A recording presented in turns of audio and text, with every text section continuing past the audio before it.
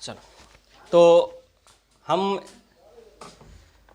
जो पहुंच चुके थे भारत के क्रांतिकारी आंदोलन का प्रथम चरण जो 1905 से लेकर 1915 तक चला। 1915 से लेकर 1923 तक जो क्रांतिकारी घटनाएं हैं वो कम पड़ी या कम रही। इसके पीछे कुछ कारण क्या थे? एक तो महात्मा गांधी के द्वारा चलाए गए सत्याग्रह, जिसके लिए क्रांतिकारी घटनाएं कम हो रही थी। दूसरा कारण क्या था कि अंग्रेजी सरकार ने, या जो अंग्रेजी सरकार थी, उसने घटनाओं को कम करने के लिए, क्रांतिकारी घटनाओं को कम करने के लिए उन्होंने एक रोलेट एक्ट पास किया था 1919 में। क्योंकि प्रथम विश्व युद्ध के समाप्ति के समय भारत की स्थिति में बहुत सारा बदलाव हो चुका था। जिस तरीके से भारत के लोग अंग्रेजों के विरुद्ध होते जा रहे थे, क्योंकि प्रथम विश्व युद्ध में उन्होंने जो जो मांगे भारतीयों ने रखी थी वो सारी मांगे पूरी ना हो सकी, जिसके लिए लोग अंग्रेजी सरकार के खिलाफ होते जा रहे थे। उसी बीच में रोलेट एक्ट का आना और मॉन्टेग्यू चेम्सफोर्ड सुधार और मॉन्टेग्यू घोषणा, जिसे होम रूल लीग आंदोलन ने स्वीकार किया एनी बेसेंट के नेतृत्व में, वो कुछ ऐसी घटनाएं हैं जो उस समय क्रांतिकारी घटनाओं को दबा के रखती है। क्योंकि अंग्रेजी सरकार ने रोलेट एक्ट में बिना दलील, बिना अपील और बिना वकील की जो नियम था, जिसको काला कानून कहा जाता है, उसकी वजह से क्रांतिकारी घटनाएं बहुत कम रही। लेकिन 1920 के असहयोग आंदोलन जब शुरू हुआ और 1922 में एक भयंकर घटना, यानी कह सकते हो दिल दहलाने वाली घटना, चौरी चौरा नामक घटना की वजह से असहयोग आंदोलन को वापस ले लिया गया, जिसके लिए जो उस संगठन में, जो असहयोग आंदोलन में क्रांतिकारी लोग गांधी जी का सहयोग कर रहे थे, उसके बंद होने की वजह से उनकी जो भावनाएं हैं, जो भावनाएं थी वो एज इट इज रही, उसमें कोई बदलाव नहीं हुआ और वो कुछ नया बदलाव चाहते थे। और क्रांतिकारियों का एक प्रण होता है कि एक ही रास्ता है, या तो करो या मरो।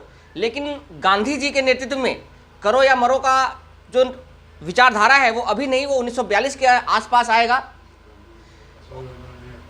तो उस समय गांधी जी की विचारधारा क्या थी कि पहले लोगों से बातें करो, मतलब कि खिलाफ भी जाओ उनके, जैसे वो अंग्रेजी सत्ता के खिलाफ सारा कार्य भी करते थे और उनसे बात करने के लिए उनसे मीटिंग भी करते थे। आप आगे पढ़ेंगे गोलमेज सम्मेलन, 3 गोलमेज सम्मेलन होते हैं। ये अंग्रेजों के साथ बैठकर कुछ बातों पर चर्चा की जाती है, जिसमें महात्मा गांधी का योगदान है, भीमराव अंबेडकर, ऐसे बहुत सारे लोगों का योगदान रहेगा वहाँ पे, जिनको हम आगे पढ़ेंगे। तो उस समय की विचारधारा जो थी ना, वो चेंज हो चुकी थी। यानी 1915 से 24 तक का जो समय है वो एक नरम दल, या आप कह सकते हो उदारवादी चरण, जो गांधीवादी चरण है, उसके साथ लोग काम कर रहे थे। क्योंकि गांधी जी का उस समय जो वर्चस्व था, नेतृत्व करते थे हर चीज़ों में, वही आ रहे थे। खिलाफत आंदोलन देख लो, रोलेट सत्याग्रह देख लो, उसके अलावा असहयोग आंदोलन देख लो। तो ये सारे घटनाएं उस समय क्रांतिकारियों को बचा के रखती है। लेकिन जब असहयोग आंदोलन की वापसी हो जाती है, जिसके बाद क्रांतिकारी घटनाएं धीरे धीरे बढ़ना शुरू हो जाती है। क्योंकि आपने देखा कि उसी बीच में एक स्वराज पार्टी की स्थापना हुई थी। स्वराज पार्टी की स्थापना केंद्र के अंदर, यानी परिषद के अंदर जाकर वहां पे सरकार का विरोध करना था। उस स्वराज पार्टी का क्या था? उद्देश्य था। लेकिन जो क्रांतिकारी आंदोलन थे, उनका उद्देश्य सरकार के अंदर जाकर सरकार का विरोध करना नहीं था, वहां पर भारतीयों के लिए स्वशासन की मांग करना था। तो कुछ उद्देश्य थे क्रांतिकारियों के, उनके लिए चाहे उनको मारना पड़े या मरना पड़े। इसलिए देखा कि 1915 से पहले लोगों को, जो क्रांतिकारी थे, उनको फांसी दी जाती थी, उनको सजाएं, आजीवन कारावास, 14 वर्ष की सज़ा, 8 वर्ष की सज़ा, 6 वर्ष की सज़ा, इस तरीके से उनको यातनाएं सजाएं दी जाती थी। तो द्वितीय चरण में एक सबसे पहली घटना घटती है काकोरी कांड। कौन सी कांड? काकोरी कांड। और उसके सहयोगी मतलब एक संगठन के द्वारा चलाया जाता है वो काकोरी कांड की योजना। उस संगठन का नाम है Hindustan Republic association. Hindustan Republic association, जिसको हम HRA शॉर्ट फॉर्म में पेपर में कभी HRA भी लिखा सकता है। हिंदुस्तान रिपब्लिक एसोसिएशन एक संगठन है जो क्रांतिकारियों द्वारा बनाया गया पहला संगठन है। अगर पूछा जाए एग्जाम में कि क्रांतिकारियों द्वारा बनाया गया पहला संगठन कौन सा है, तो हिंदुस्तान रिपब्लिक एसोसिएशन है। आपने देखो, ऐसे तो क्रांतिकारियों ने बहुत सारे संगठन बनाए, गुप्त संगठन, जैसे कि मित्र, ठीक है ना, मित्रवेला, अभिनव भारत, बंगाल में आप चले जाओ व्यायामशाला बनाए, संजीवनी, ऐसे बहुत सारे उन्होंने, पंजाब में, दिल्ली में बहुत सारे उन्होंने संगठन बनाए। लेकिन वो सारे संगठन गुप्त रूप से काम करती थी। और एक HRA संगठन जो थी ना द्वितीय चरण में, वो पहली बार ऐसे संगठन निकल के आया जिसमें लोग एक पर्चे पर, जिसको पीला पर्चा कहा जाता था, जैसे HRA की बात करें तो पीला पर्चा में विधान लिखा होता था। जैसे मान लो इस मंथ में क्या योजनाएं हैं, तो एक पीला पर्चा होता था, उस पीले पर्चे पर लोगों को पहुंचाया जाता था योजना लिखकर कि इसका योजना ये है, इस चीज़ का योजना ये है। यानी जो विधि विधान यानी कानून होते थे वो उस पर लिखा जाता था और उसको लेकर लोग इधर से उधर एक दूसरे को ट्रांसफ़र करते थे। लेकिन अगर अंग्रेजी सरकार अगर किसी के हाथ में पीला पर्चा देख लेती थी तो उसको गिरफ्तार कर लेती थी, उस पर कोई ना कोई आरोप लगाकर, हो सकता फांसी, सजा, आजीवन कारावास, ये सब कर देती थी। क्योंकि अंग्रेजी सत्ता उस समय क्रांतिकारियों के खिलाफ जो रवैया अपना रखा था वो बहुत ही गलत था। कुछ नहीं करना, गिरफ्तार करो, जेल में डालो या तो फांसी लटका दो।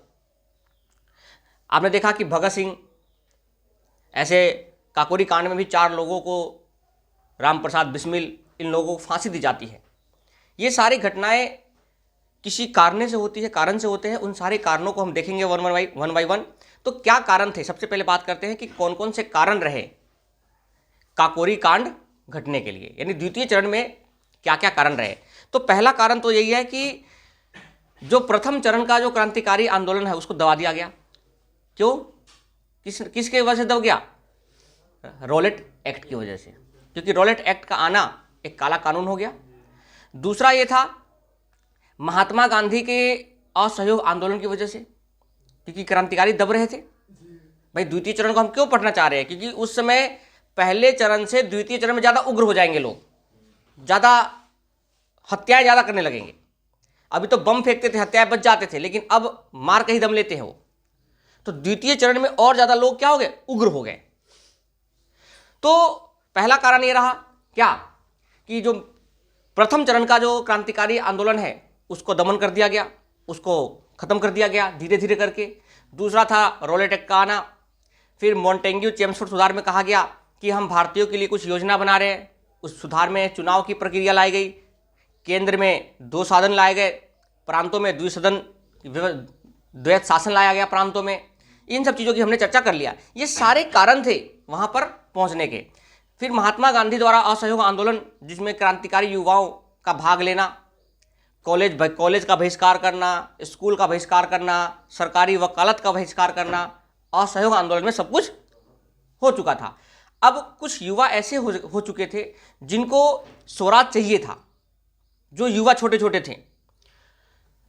अब जैसे ही 1922 में चौरी चौरा नामक घटना की वजह से जब ये आंदोलन बंद होता है, तो बंद होने की वजह से जो युवाओं के अंदर जो भावनाएं जो क्रांतिकारी भावना पहले से पनप रही थी, वो अभी तक जल रही थी उनके अंदर, उनकी आग। अब वो आग बुझे कैसे? तो इसलिए उन्होंने अक्टूबर 1924 में एक संगठन का स्थापना करते हैं जिनका नाम है हिंदुस्तान रिपब्लिक एसोसिएशन। उसी संगठन का कुछ उद्देश्य है। उस उद्देश्यों को पूरा करने के लिए काकोरी कांड नामक एक घटना घटती है, यानी एक ट्रेन की लूट की जाती है सरकारी खजाने के लिए। ये सारी घटनाएं इसमें हम पढ़ने वाले हैं। तो वन बाय वन स्टार्ट करते हैं, ठीक है। चलो, तो क्या क्या कारण रहे, सबसे पहले लिखो हिंदुस्तान रिपब्लिक एसोसिएशन। क्या हेडिंग डालोगे? हिंदुस्तान रिपब्लिक एसोसिएशन डालो।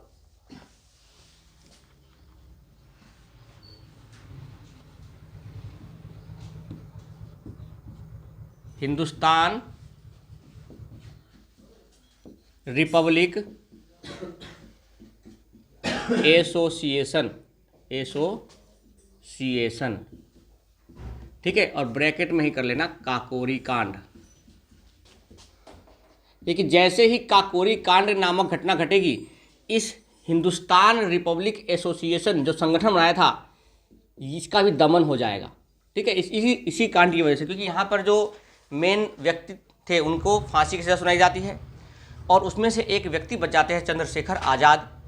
फिर वो आगे चलकर एक और संगठन बनाएंगे। तो इसलिए सारे संगठन को step by step, order by order याद रखोगे तो कहीं दिक्कत नहीं आएगी। क्योंकि आपसे पूछा जा सकता है असहयोग आंदोलन, Swaraj party, Hindustan Republic association या काकोरी कांड, तो पहले संगठन गठित हुआ तभी ना उसके अंदर काकोरी कांड हुआ। तो ऐसे अगर ऑर्डर में पूछ लेता है मैच करने में, तो कम से कम आपको ऑर्डर पता होना चाहिए, तभी आप क्वेश्चन को हल कर पाओगे। तो यहाँ पर उस चीज़ को पढ़ाने का मतलब यही है कि आप चीज़ों को अच्छे से समझे कम से कम, ठीक है। तो हमने देखा कि हिंदुस्तान रिपब्लिक एसोसिएशन जो काकोरी कांड है, ये एक संगठन है जो क्रांतिकारियों द्वारा क्या है, बनाया गया है। और इसके मेन कारण क्या है, तो सबसे पहले बात करते हैं कि इसकी जरूरत क्यों पड़ी। कारण, तो कारण क्या था? प्रथम क्रांतिकारी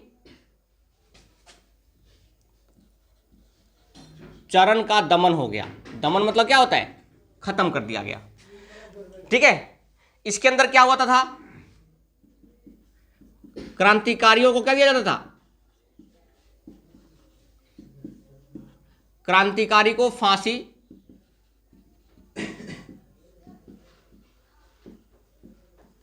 उम्र कैद और सजाए दिया जाता था उनको। 6 महीना, 10 महीना, 2 साल, 5 साल, 8 साल, इस तरीके से उनको क्या दिया जाता था? सजाए दी जाती थी। फिर सरकार ने कहा कि हम सकारात्मक, सरकार द्वारा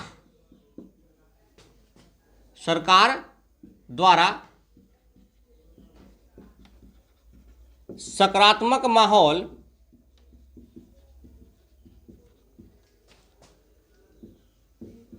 बनाने का संदेश मिलता है कि हम अब सरकार कैसे बनाएंगे? एक सकारात्मक सोच वाली सरकार, सकारात्मक, ठीक है, माहौल का हम बनाने का एक संदेश दिया। किसने? अंग्रेजी सत्ता ने। जिसके तहत क्या आया? मॉन्टेग्यू चेम्सफोर्ड सुधार आया 1919 में। इस सकारात्मक माहौल को बनाने के लिए मॉन्टेग्यू चेम्सफोर्ड सुधार आया। लेकिन इसी के बीच क्रांतिकारियों को दमन करने के लिए एक रोलेट थे, उन्होंने बोला कि भारत में ये क्या हो रहा है कि आप जाकर एक समिति बनाइए, कमेटी बनाइए और उसका विश्लेषण कीजिए कि भारत में क्रांतिकारी हो क्यों रहे हैं, उनको कैसे दबाया जाए। तो आपको पता है कि जब 1914 के अंदर जब प्रथम विश्व युद्ध शुरू हुआ था, तो 18 तक आते आते एक नया नियम था। उस समय भारतीय ये सुरक्षा अधिनियम था, भारतीय सुरक्षा अधिनियम। उसके अधिनियम के तहत भारत की सुरक्षा का जिम्मेदारी किसके ऊपर था? ब्रिटेन सरकार के ऊपर था। तो उन्होंने उस अधिनियम को पारित किया हुआ था। लेकिन जब प्रथम विश्व युद्ध समाप्त हुआ तो उस समय क्रांतिकारी आंदोलन बढ़ रहे थे, होम रूल लीग आंदोलन बढ़ रहे थे, सत्याग्रही बढ़ रहे थे।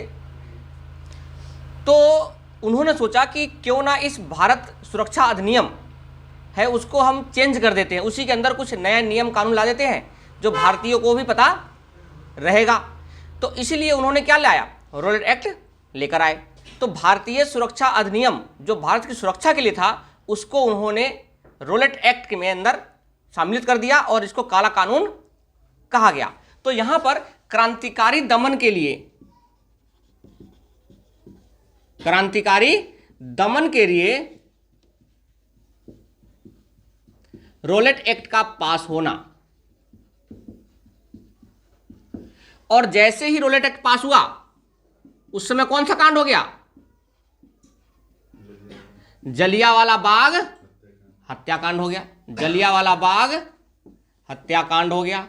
जैसे ही जलियांवाला बाग हत्याकांड हुआ, महात्मा गांधी ने किस चीज की घोषणा करी? असहयोग आंदोलन की। जैसे ही जलियांवाला बाग हत्याकांड हो गया, महात्मा गांधी द्वारा, देखो ये सारे सेकेंड चरण, द्वितीय चरण की अग्रसर की तरफ है कि द्वितीय चरण क्यों हो रहा है? क्योंकि 1915 में जो थम सी गई थी उसको वापस 1924 में क्यों आना पड़ा? इसका दूसरा चरण है। जैसे हमने देखा उदारवादी चरण यानी नरमपंथी और गर्मपंथी, तो 1905 तक क्या थे? उदारवादी थे। लेकिन जब बाल गंगाधर तिलक, लाला लाजपत राय जैसे लोग आते हैं, बाल गंगाधर तिलक जैसे लोग आते हैं, विपिन चंद्र पाल जैसे लोग आते हैं, तो वहां से गर्मपंथी विचारधारा के लोग आगे हो जाते हैं। उसी के बीच में कुछ क्रांतिकारी लोग भी सम्मिलित होते हैं, लेकिन हमने वहां तक क्रांतिकारी नहीं पढ़े, क्रांतिकारी अब हम पढ़ रहे हैं। तो इसका हमने प्रथम चरण देख लिया। द्वितीय चरण शुरू हो रहा है। उस समय पहले चरण से ज्यादा उग्र होंगे लोग और अपने चीजों को हासिल करने के लिए हर एक चीज करेंगे। तो यहां पर भी वही चीज है कि कैसे पढ़ रहे हैं। तो प्रथम क्रांतिकारी चरण का क्या हो गया? दमन हो गया। क्रांतिकारियों को दमन कैसे किया जा रहा था? फांसी लगाकर, फांसी देकर, उम्र कैद सजा सुनाकर और उनको सजाएं देकर, 8 साल, 10 साल, 15 साल, 20 साल, इस तरीके से सजाएं देकर सरकार द्वारा सकारात्मक माहौल बनाने का संदेश दिया गया। प्रथम विश्व युद्ध के बाद सकारात्मक संदेश दिया गया कि हम सकारात्मक माहौल बनाएंगे भारत के अंदर, और जो आपको चाहिए हम उसको देंगे, लेकिन वो तरीके से देंगे। तो उनकी बात भी मानी गई। उसी के अंदर कुछ देखो, मॉन्टेग्यूस जो घोषणा थी या अगस्त घोषणा जिसको हम कहते हैं, वो दोनों एक ही थी, बस उसी चीज में थोड़ा सा सुधार कर दिया गया। उसी चीज में थोड़ा सा सुधार कर दिया गया। अब यहां पर बात आती है कि मॉन्टेग्यू चेम्सफोर्ड सुधार जब हुआ, उसी के साथ साथ अंग्रेजी सरकार ने क्या लाया? क्रांतिकारी दमन करने के लिए रोलेट एक्ट पास कर दिया। उस रोलेट एक्ट के पास की वजह से जलियांवाला बाग में लोग सम्मेलन कर रहे थे और वहां पर भी एक नरसंहार हो जाता है। अब नरसंहार होते ही, जलियांवाला बाग हत्याकांड होते ही, गांधी जी ने कौन सा घोषणा कर दिया? गांधी जी द्वारा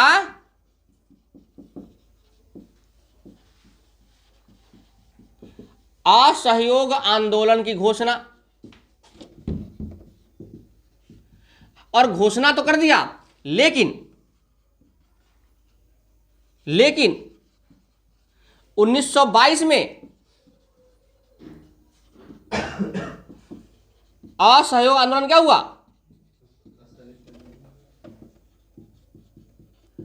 स्थगित हो गया।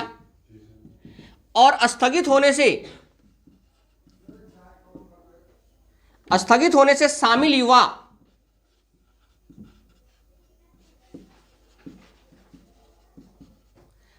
स्थगित होने से जो शामिल युवा थे क्या हो गए?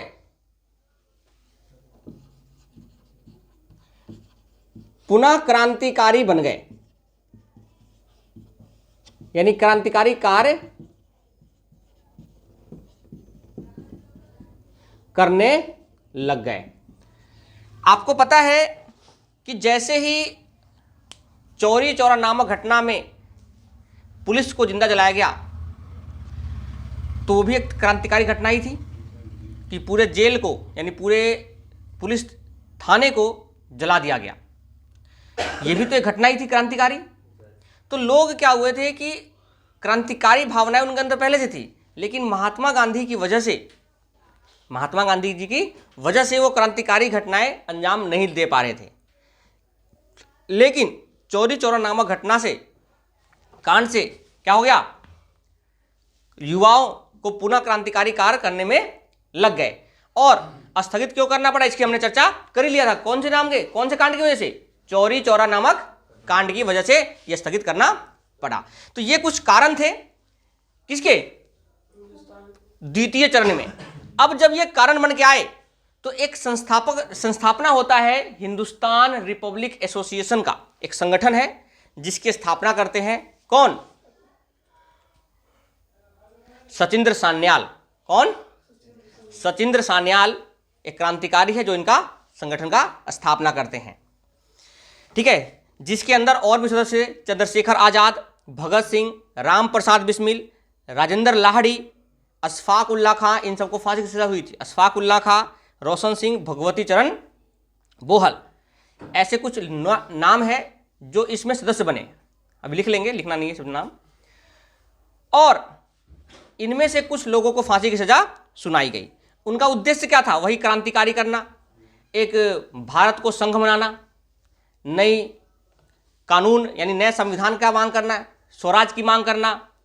ठीक है, ये भी उनके उद्देश्य रहे। जैसे जिस तरीके से उद्देश्य स्वराज पार्टी के थे कि भाई क्या बनाना, प्रांतों को एक करना, यानी प्रांतों का संघ बनाना, नया कानून, नए संविधान, भारत के लिए स्वराज प्राप्त करना, ये कुछ नियम उनके भी उद्देश्य थे। नियम में उनके भी उद्देश्य बनाए गए थे कि हमारा उद्देश्य यही रहेगा। लेकिन उनमें एक क्रांतिकारी चीज़ें आ गई।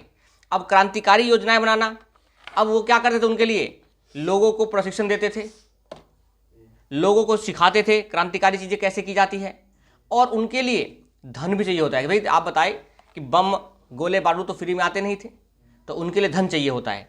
तो काकोरी कांड क्यों घटा? तो क्रांतिकारियों को अपने अंजाम को देने के लिए उनको धन की जरूरत होती थी।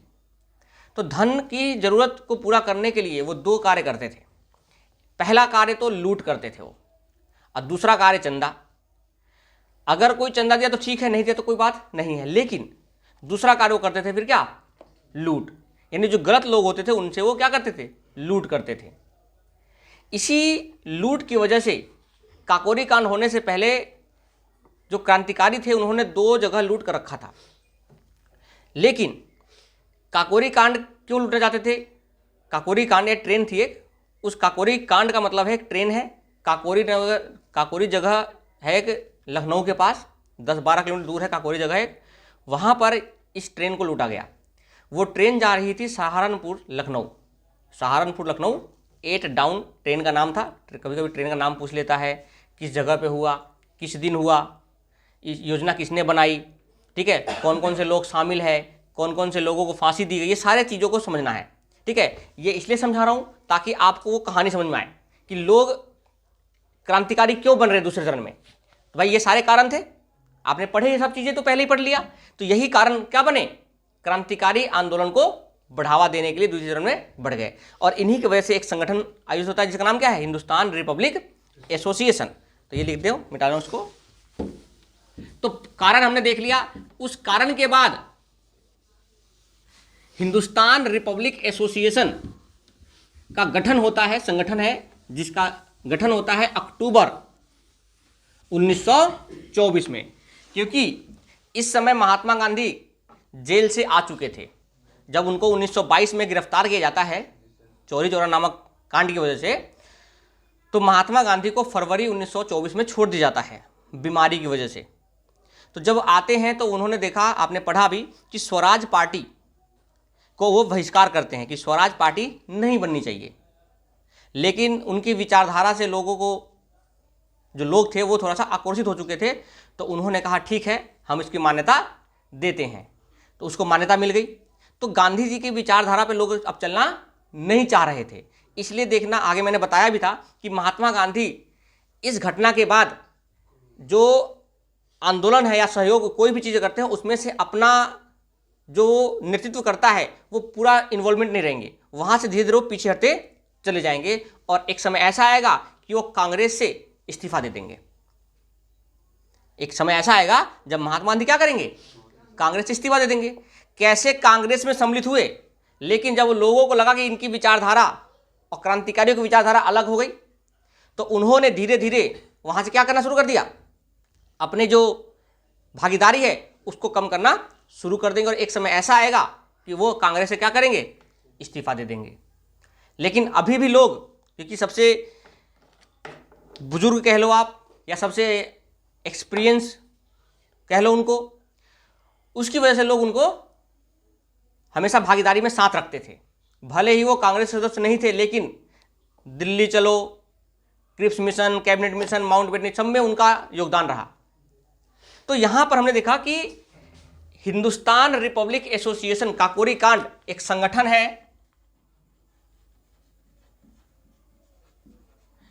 यह बना सचिंद्र सान्याल के नेतृत्व में। सचिंद्र सान्याल के नेतृत्व में यह बना। कब बना ये पूछा जा सकता है? अक्टूबर 1924, अक्टूबर 1924 में बना ये। ठीक है, एक किताब है इनकी द्वारा लिखी गई, उन किताब का नाम भी लिख लेना। सचिंद्र सान्याल द्वारा लिखी गई एक पुस्तक का नाम है बंदी जीवन। क्या नाम है? बंदी जीवन। एग्जाम में आ चुका है कि बंदी जीवन किसके द्वारा लिखी गई पुस्तक है। तो बंदी जीवन जो पुस्तक है वो सचिंद्र सान्याल ने लिखा था। देखो, बंदी का मतलब क्या हो गया? कैदी। तो कैदी जीवन के ऊपर उन्होंने अपनी एक कहानी लिखी, क्योंकि क्रांतिकारी थे तो उन्होंने बंदी जीवन के ऊपर कहानी लिखी। और अक्टूबर 1924 में यह संगठन शुरू हुआ। इसके कुछ सदस्य भी थे। कौन कौन सदस्य लिख लो यहां पर? चंद्रशेखर आजाद,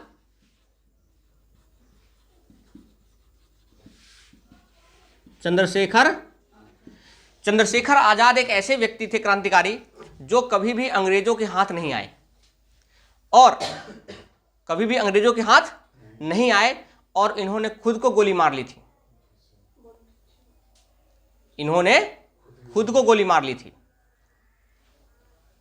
तो चंद्रशेखर आजाद इसके सदस्य थे। राम प्रसाद बिस्मिल, राम प्रसाद बिस्मिल, राजेंद्र लाहिड़ी,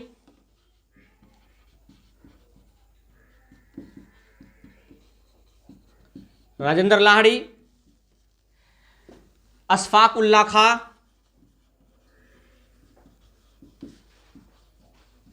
ये नाम याद रखना, ठीक है, बता रहा जो। अशफाक उल्लाह खां और रोशन सिंह। और भी व्यक्ति थे, लेकिन हम इनका ही नाम याद रखेंगे। आगे भगत सिंह भी आगे शामिल होंगे उन चीज़ों में, लेकिन हम उनको आगे पढ़ेंगे। देखो, इन लोगों के जो इनके सदस्य थे, इन चारों को तो फांसी की सजा हुई थी,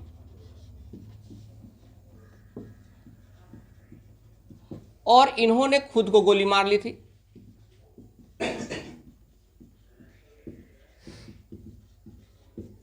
तो क्रांतिकारी जो होते थे ना, वो अपने जीवन का बलिदान देने में थोड़ा भी चूकते नहीं थे। वो हर चीज़ों में अपने बलिदान को सबसे आगे रखते थे।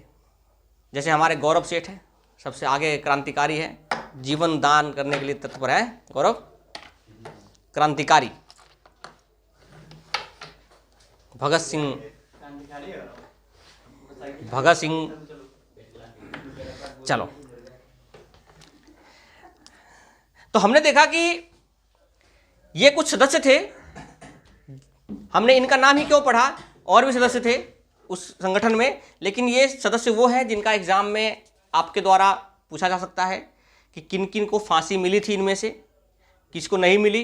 तो अगर बात आता है राम प्रसाद बिस्मिल, राजेंद्र लाहिड़ी, अशफाक उल्लाह खां और रोशन सिंह, ठीक है, तो ये चारों को तो फांसी की सजा मिली थी। और याद रखना, फांसी की डेट की सजा थी क्या चीज? नहीं, मेन डेट तो था 19 दिसंबर 1927 को इनको फांसी की सजा सुनाई गई। इसमें से कुछ डेट मैं आगे लिखवा दूंगा। कुछ डेट 17 को मिला, एक व्यक्ति है जिनको 17 को मिला। और पहले ऐसे मुस्लिम जिनको फांसी की सजा सुनाई गई थी क्रांति स्वतंत्रता के लिए, भारत के पहले ऐसे मुस्लिम थे, क्वेश्चन आ जाता है, भारत के पहले ऐसे मुस्लिम जिनको फांसी की सजा सुनाई गई, कौन थे वो? अशफाक उल्लाह खां। देखो, कहानी याद रखोगे, चीज याद रखोगे, आपको सब कुछ पता चल जाएगा। केवल क्वेश्चन रटोगे तो नहीं आएगा। तो अशफाक उल्लाह खां पहले एक मुस्लिम थे जिनको फांसी की सजा सुनाई गई थी, ठीक है। इनको सजा कहाँ मिली आगे लिखवा दूंगा, किस डेट को मिली वो भी लिखवा दूंगा। एक व्यक्ति थे जिनको 17 तारीख को सजा मिली, वो आगे हम पढ़ेंगे उन चीज़ों के बारे में। लेकिन ये ध्यान रखना, राम प्रसाद बिस्मिल, राजेंद्र लाहिड़ी, अशफाक उल्ला खां और रोशन सिंह, इनको क्या मिला, फांसी सजा सुनाई गई थी। और चंद्रशेखर आज़ाद हमेशा फरार हो जाते थे, पकड़े नहीं जाते थे, और जब उनको पकड़ा गया तो उन्होंने खुद को गोली मार ली। ठीक है, चल अब इनके उद्देश्य क्या क्या थे, लिख लो इनके उद्देश्य। उनका उद्देश्य था पहला वही क्रांतिकारी योजना,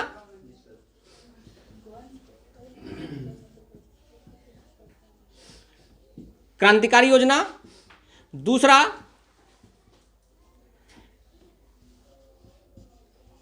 राज्यों का संघ हो, राज्यों का क्या हो, संघ हो। और सबसे इंपॉर्टेंट एक वयस्क मतदान हो, यानी जो लोग हैं बड़े बड़े लोग वयस्क, उनका मतदान में भागीदारी हो। आपने देखा होगा कि 1920 के चुनाव में या 1923 के चुनाव में कुछ परसेंट या कुछ प्रतिशत लोग ही चुनाव में भाग लेते थे। कौन से लोग भाग लेते थे, जिनकी आय या तो आय ज़्यादा थी या जो सरकार को कर देते थे। ठीक है, महिलाओं को मत देने का अधिकार नहीं था, तो उन्होंने ये भी डिमांड किया था कि वयस्क मताधिकार हो, ताकि किसी को मत देने का अधिकार मिले, बड़े लोगों को। वयस्क किसको बोलते हैं, जो 18 साल से ऊपर हो जाते हैं। ठीक है, तो ये इनके उद्देश्य थे। इन क्रांतिकारी योजनाओं को आगे पहुंचाने के लिए क्या करते थे, वो लोगों को भर्ती कर देते अपने संगठन में। भर्ती करने के बाद उनको प्रशिक्षण देते थे, और जब प्रशिक्षण देते तो उनको धन की जरूरत होती थी। किसकी, धन की जरूरत होती थी। ठीक है, धन लेकर क्या करते थे, हथियार लाते थे और फिर क्रांतिकारी घटनाएं करते थे।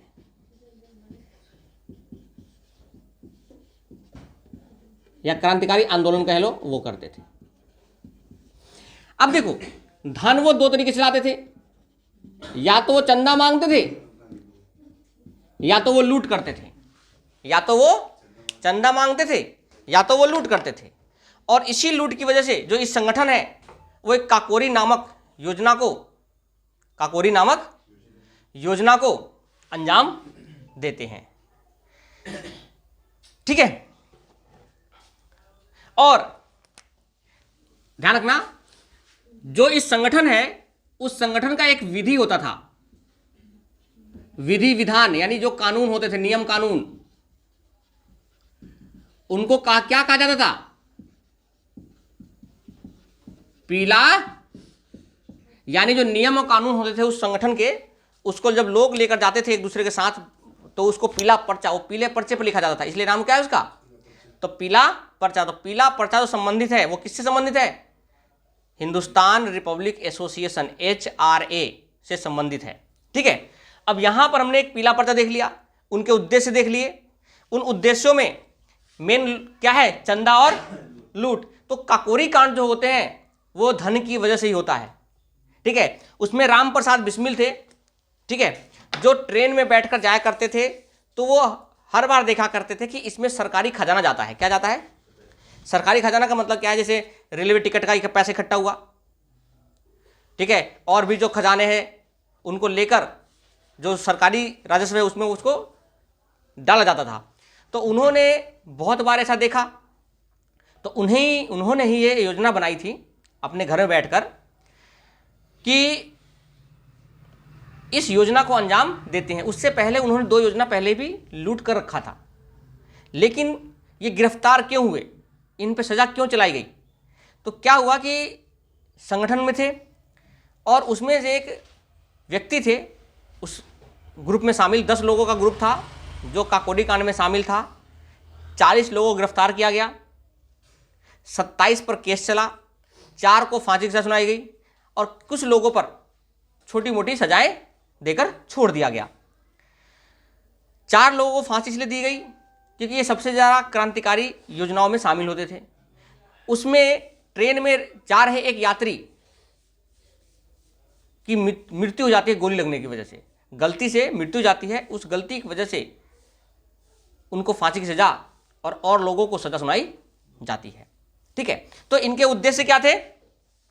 चंदा और लूट। चंदा तो आराम से जो देता था ठीक है, नहीं देता तो कोई बात नहीं है, लेकिन लूट करते थे अपने चीज को, अधिकारों को पूरा करने के लिए। अब इन्होंने जब योजना बना रहे थे तो कुछ लोग इसकी तरफ नहीं थे, क्योंकि वो चाह रहे थे कि हम डायरेक्टली अंग्रेजों से नहीं भिड़ना चाहते।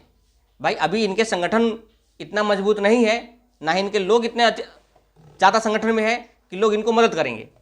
तो इन्होंने जब योजना बनाई तो कुछ लोग जो अशफाक उल्लाह खां थे, उन्होंने पहले इस चीज़ को मना किया कि नहीं, यह गलत है, सरकार के खिलाफ अचानक ऐसे जाना अच्छा नहीं होगा, क्योंकि संगठन अभी नया नया बना हुआ था। संगठन जब नया नया बना हुआ था, 1925 की बात है, अक्टूबर में बना था, 9-10 महीने बाद ही उन्होंने लूट को अंजाम दिया था, 9 अगस्त 1925 को।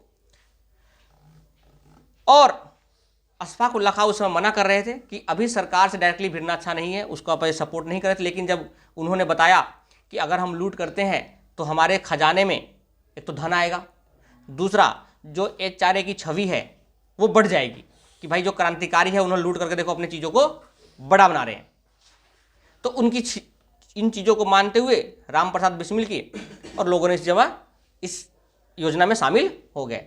टोटल 10 लोग थे, उस 10 लोगों में से 5-6 का नाम मैं लिख दूंगा जो आपको पता होगा। उसमें से 4 नाम तो यही है जिनको फांसी से सुनाई गई, 1-2 का नाम और लिख दूंगा जिसमें गोली चलाई गई जिसको, ठीक है। बताइए 5 नाम याद हो गए? चंद्रशेखर आजाद, राम प्रसाद बिस्मिल, राजेंद्र लाहिड़ी, अशफाक उल्लाह खां और रोशन सिंह।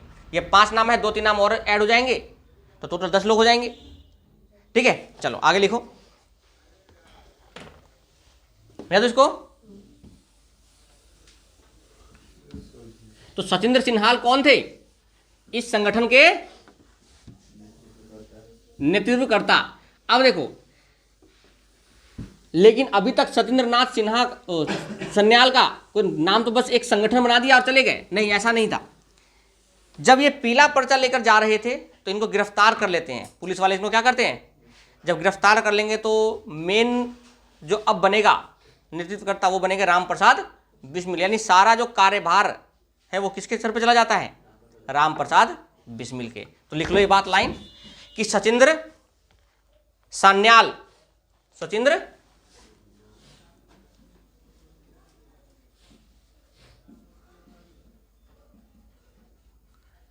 प्लस योगेश चंद्र चटर्जी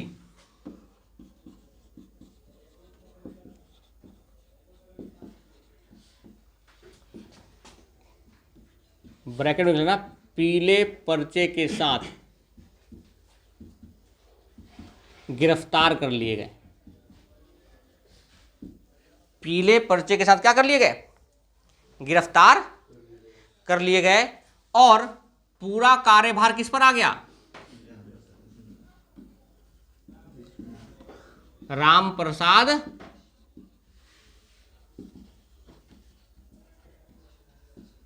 बिस्मिल पर आ गया। जब राम प्रसाद बिस्मिल पर आ गया तो इस संगठन ने इससे पहले 2 जगह पे लूट कर रखा था, जब योजना बनाने से पहले, क्योंकि ये दोनों तो गिरफ्तार हो गए मेन संगठनकर्ता। अब सारा कार्यभार किस पर आ गया? राम प्रसाद बिस्मिल। इससे पहले इन्होंने लूट कर रखा था 2 जगह। कौन कौन जगह रखा था लिख लो। तो एक था विजपुरा, कौन था? और एक था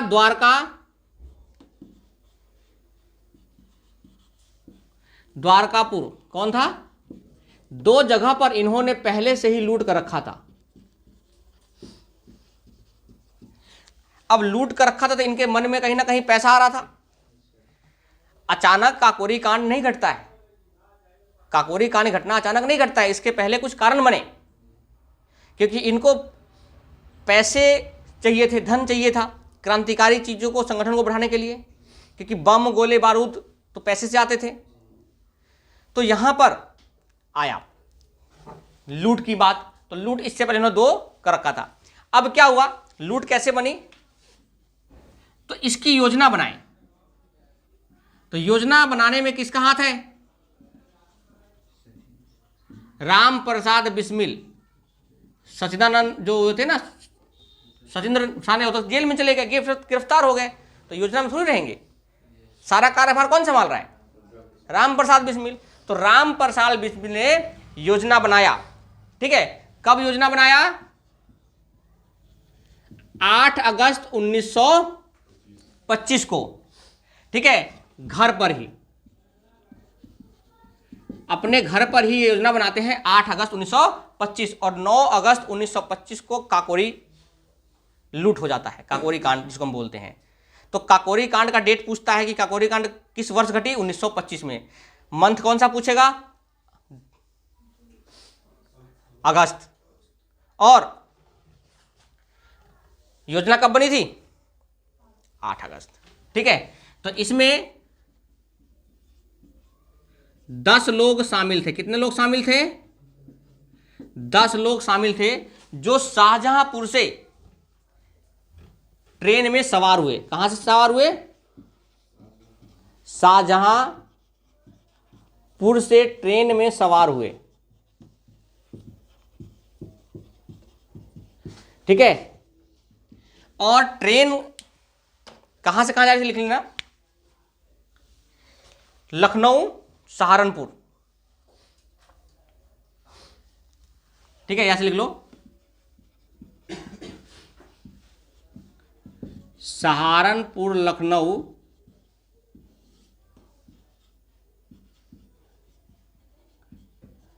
8 डाउन ट्रेन। ठीक है, सहारनपुर से लखनऊ जा रही थी और वो शाहजहांपुर से सवार हो रहे थे। देखो, सहारनपुर से लखनऊ 8 डाउन ट्रेन का नाम था, और शाहजहांपुर से वो ट्रेन में सवार होते हैं। कितने लोग? 10 लोग। लिख लिया। और ट्रेन में क्या होता है? खजाना रखा होता है। ट्रेन में क्या होता है? सरकारी खजाना रखा था। इसकी लूट की योजना थी।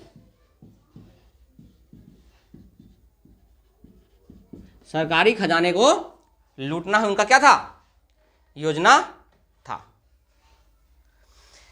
इस योजना में और क्या क्या शामिल था? देखो, 4 मौजर लिख लो, 4 जर्मन मौजर,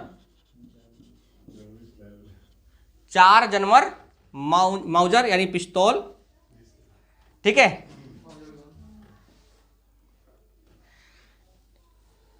और इससे एक यात्री जिनका नाम है अहमद अली का, क्या नाम है? अहमद अली की गोली लग गई। अहमद अली को गोली लगी। गोली, अच्छा लिख लो, गोली लगने से अहमद अली को गोली लगने से मृत्यु हो गई। अब इसमें सारा बात आ गया ना, गोली लगी, बच गया कि मरा नहीं पता, लेकिन गोली लगने से क्या हो गई? इससे पता लगा कि मृत्यु हो गई। तो गोली लगने से उसकी मृत्यु हो जाती है। मृत्यु होते ही 40 सदस्य पर, यानी 40 सदस्यों को गिरफ्तार किया जाता है। 40 सदस्यों को गिरफ्तार किया जाता है, और 29 लोगों पर लखनऊ में केस चलाया जाता है। लखनऊ में क्यों चलाया गया? क्योंकि वो घटना कहां की थी? लखनऊ के पास काकोरी नामक स्थान पर थी। ठीक है, तो इन्हों लिख लो, शाहजहांपुर से ट्रेन में सवार हुए, खजाना लूट की योजना थी, और इसमें आगे लिख लेना, लखनऊ के पास काकोरी नामक स्थान पर, लखनऊ के पास काकोरी नामक स्थान पर लूट की योजना थी, और लखनऊ के पास काकोरी नामक जगह है, वहां पर इन्होंने योजना बनाई। तो लखनऊ के क्षेत्र में वो जगह था, इसलिए लखनऊ में उन पर केस चला। 4 लोगों को लिखो,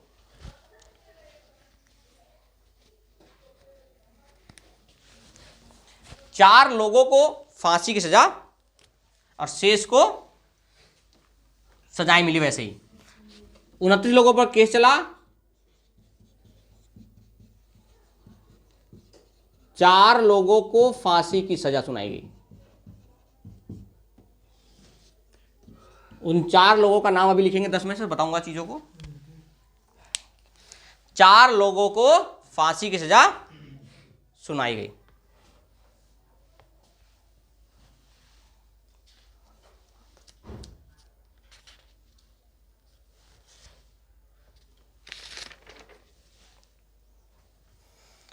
चार लोगों को फांसी की सजा सुनाई गई।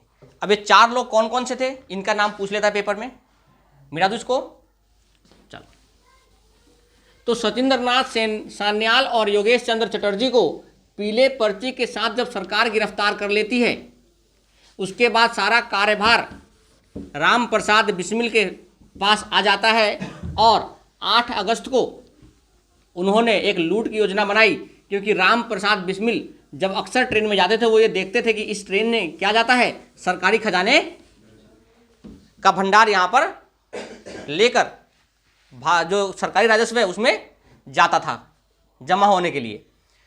तो वो ऐसा बार बार देखते थे, तो उन्होंने ही योजना बनाई, जिसमें अशफाक उल्ला खां पहले उसका मना कर रहे थे कि ऐसा नहीं है, सरकार का विरोध नहीं करना चाहिए इस स्तर पर आने के बाद, क्योंकि अभी तक हमारा संगठन इतना मजबूत नहीं है। लेकिन जब लालच दिखाया जाता है कि HRA जो संगठन है उसका एक छवि बनेगा बढ़िया, हमारे संगठन में पैसे की कमी नहीं रहेगी, इसलिए लोग वहाँ पर शामिल हो जाते हैं और 10 लोग शामिल होते हैं, जिसमें से 5 का नाम आपको पता है, जिसमें से 4 को फांसी की सज़ा सुनाई जाती है। ठीक है, तो 4 का नाम लिखो। पहला लिखो, जो पहले व्यक्ति थे जिनको फांसी से सुनाई गई वो थे राजेंद्र लाहड़ी। कौन थे? राजेंद्र लाहड़ी, जिनको 17 दिसंबर 1927 को फांसी की सजा मिली। ठीक है, और इनको फांसी की सजा मिली गोंडा जेल में। कहां मिली? गोंडा कहां है? यूपी के अंदर है। उसके बाद अन्य 3 लोगों को 19 दिसंबर 1927 को ही सजा मिली, तीनों को एक साथ मिली, लेकिन अलग अलग जेल में। तो वो जेल का नाम पूछ लेता है, तो उनको याद रखना है आपको। ठीक है, तो अगला लिखो, राम प्रसाद बिस्मिल।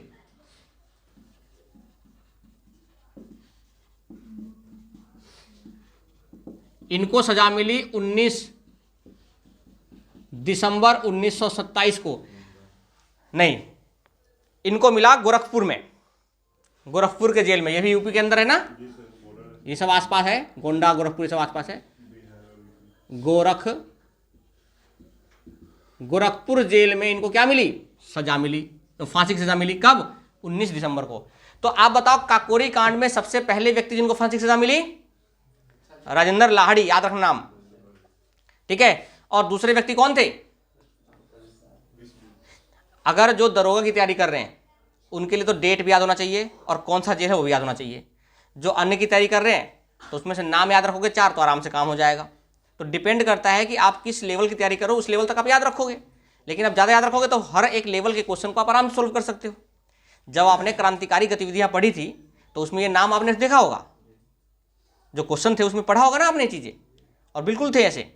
तो वही सेम चीज़ आपको ध्यान रखना है। तो राजेंद्र लाहड़ी को 17 दिसंबर 1927 को गोंडा जेल में मिली सजा।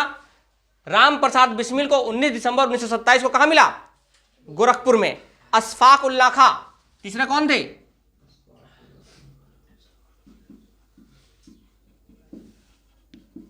अशफाक उल्ला खां को भी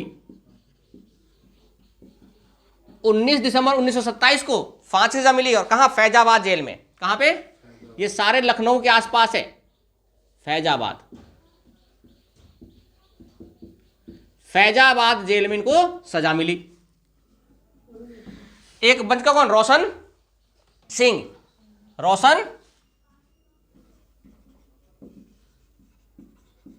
तो रोशन सिंह को भी 19 दिसंबर 1927 को मिला नैनी जेल में। नैनी जेल में उनको सजा मिली। तो ये 4 व्यक्ति थे जिनको सजा मिली। सबसे पहले सजा पाने वाले काकोरी कांड में कौन थे? राजेंद्र लाहड़ी, जिनको 17 दिसंबर 1927 को गोंडा जेल में फांसी की सजा सुनाई गई।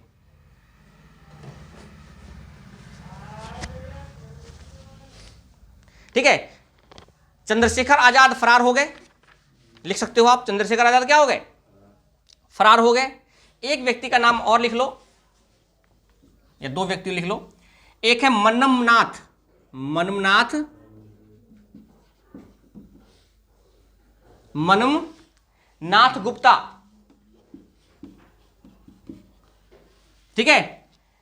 इनको भी 14 वर्ष की सजा सुनाई गई। इनका नाम क्यों लिखा हूं, देखो ध्यान दे, 14 वर्ष की सजा सुनाई गई। इनको सजा क्यों सुनाई गई, ध्यान दो। जो अहमद अली यात्री थे ना, अहमद अली यात्री की जो मृत्यु हुई थी, तो इन्हीं की गलती से गोली चलने से हुआ था।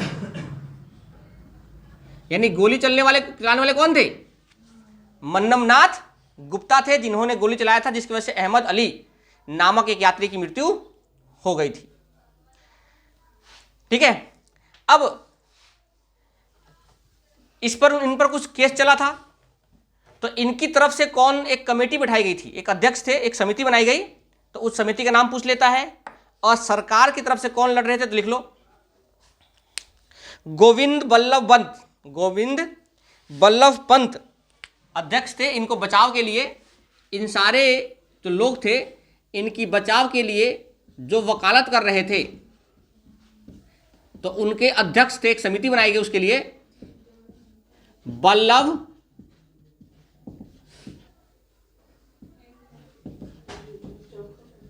पंत समिति बनाई गई, और जिसके अध्यक्षता कौन करते, बल्लभ पंत, यानी सरदार गोविंद बल्लभ, लिख लो, गोविंद बल्लभ पंत समिति, गोविंद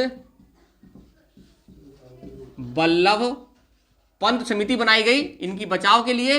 और इनकी अध्यक्षता कौन कर रहे थे, खुद गोविंद बल्लभ पंत ही कर रहे थे इनकी अध्यक्षता। तो ब्रिटेन की तरफ से, सरकार की तरफ से कौन था, लिख लो, सरकार की तरफ से एक व्यक्ति था जिनका नाम है जगत नारायण मुल्ला, ठीक है।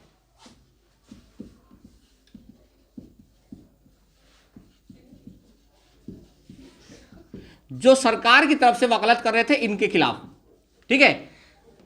तो इनकी वकालत के लिए तो दो चीजें हो गई, कि इनको बचाने के लिए कौन वकालत कर रहे थे, गोविंद बल्लभ पंत समिति बनाई गई थी इनको बचाने के लिए, और सरकार की तरफ से कौन थे, जगत नारायण मुल्ला। ये तो वकालत की बात आ गई। कुछ याचनाएं भी दी गई, कुछ शिष्टमंडल भेजे गए। तो लिखो, मदन मोहन मालवीय द्वारा शिमला में, देखो, अरे वकालत कर रहे थे तो फांसी की सजा सुनाई गई, तो हो सकता है ना, ऐसा भी हो सकता है कि उनको माफ करवा जाए फांसी की सजा, क्योंकि थे तो भारतीय ही। तो इनको बचाने के लिए लिख लो, मदन मोहन मालवीय, मदन मालवीय जी जो थे वो शिमला गए, यानी शिमला में शिष्टमंडल भेजा कि इन लोगों की सजा को क्या कर दिया जाए, कम कर दिया जाए, क्योंकि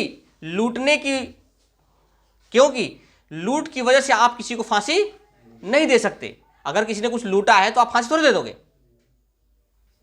अब गोली जानबूझ कर नहीं चलाई थी, वो गलती से गोली चली थी, तो आप किसी को गलती की वजह से और लूटने की वजह से आप किसी को फांसी नहीं दे सकते हो। तो वो जब शिष्टमंडल भेजे तो जो वहां के वायसराय थे, ठीक है, उन्होंने उसको अस्वीकृत कर दिया, यानी उनको मान्यता मिली क्या, नहीं मिली।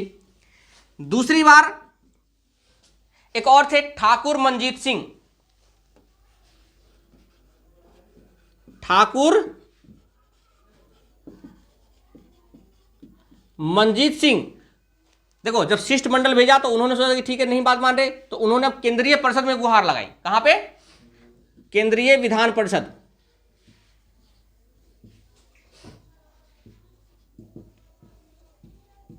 तो उन्होंने केंद्रीय विधान परिषद में प्रस्ताव रखा कि फांसी की सजा को कारावास में बदल दे। फांसी की सजा को क्या बोल दे, कारावास में बदल दे, यानी जेल में जो है उनको आजीवन कारावास दे दे या सजा दे दे, उनको जेल में रखे उनको, लेकिन फांसी की सजा नहीं हो। तो फांसी की सजा को कम करने के लिए, लेकिन यह प्रस्ताव भी क्या हो गया, अस्वीकृत हो गया है। यानी भारत में जो वायसराय के पास भेजा वो भी अस्वीकृत हो गया, जो केंद्रीय विधान परिषद में भेजा वो भी क्या हो गया, अस्वीकृत हो गया। तो अब आखिरी प्रस्ताव बचता है कहां, ब्रिटेन की संसद में। तो barrister Mohanlal Saxena, barrister Mohanlal Saxena, barrister Mohanlal Saxena ने अपना प्रस्ताव, यानी इस प्रस्ताव को कहां भेजा, सम्राट के पास। लेकिन सम्राट, जो ब्रिटेन के सम्राट थे, वो भी इस चीज का खफा हो रहे थे सबसे कि क्रांतिकारी आंदोलन नुकसान ज्यादा कर रहे हैं, चीजों को ज्यादा भड़का रहे हैं, इसलिए उनको भी वहां पर अस्वीकृति मिली। यानी इस प्रस्ताव को वहां भी क्या मिला, अस्वीकृति मिली, और अंत में उन चारों को फांसी की सजा सुनाई गई, जो हमने डेट में देखा। तो आप देख पा रहे हो कि क्रांतिकारी घटनाएं किस तरीके से घटित हो रही थी। एक एक करके लोगों को फांसी की सजा दिए जा रहे थे, और केवल लूट की वजह से किसी को फांसी की सजा देना जो कानून में था वो अनुचित था। लेकिन अंग्रेजों की चाल ने इसको और ज्यादा भड़का दिया। अब आकर जब अगले चरण में लोग आएंगे, इसके बाद जब घटना घटेगी, तो एक सैंडर्स की हत्या मिलकर करेंगे लोग। जो चंद्रशेखर आजाद जो फरार हो गए थे, वो एक नए संगठन का संयोजित करेंगे, नए संगठन बनाएंगे। जो हमारा हिंदुस्तान रिपब्लिक एसोसिएशन है, उसी का नाम चेंज कर देंगे, हिंदुस्तान सोशलिस्ट रिपब्लिक एसोसिएशन कर देंगे। और उस संगठन को जब बनाएंगे तो सैंडर्स की हत्या अगली बार करेंगे, और वहां से फिर भगत सिंह जैसे क्रांतिकारी युवा बाहर निकल कर आएंगे। तो हमने देखा कि द्वितीय चरण की शुरुआत किस प्रकार से हिंदुस्तान रिपब्लिक एसोसिएशन के संगठन द्वारा होता है। उस संगठन का मेन कार्य क्रांतिकारी कार्य को करना, लोगों को भर्ती करना, उनको प्रशिक्षण देना, हथियार का प्रशिक्षण देना, हथियार लाना, क्रांतिकारी योजनाओं को संपन्न करना, साथ में भारत जो राज्य है उसका संघ बनाने की घोषणा करना, वयस्क मताधिकार, उनके कुछ उद्देश्य थे। जिस उद्देश्य के लिए बनाया गया था, इन चारों को फांसी के साथ हिंदुस्तान रिपब्लिक एसोसिएशन का दमन हो गया। उसके बाद जो नए संगठन का बनाएंगे, चंद्रशेखर आजाद जब वो फरार हो जाते हैं, जब वापस आएंगे तो वो नए संगठन बनाएंगे, जिसके लिए वो फिर अगली बार एक सैंडर्स की हत्या नामक घटना को बनाएंगे। तो अगली बार पढ़ेंगे अगली क्लास में, ठीक है।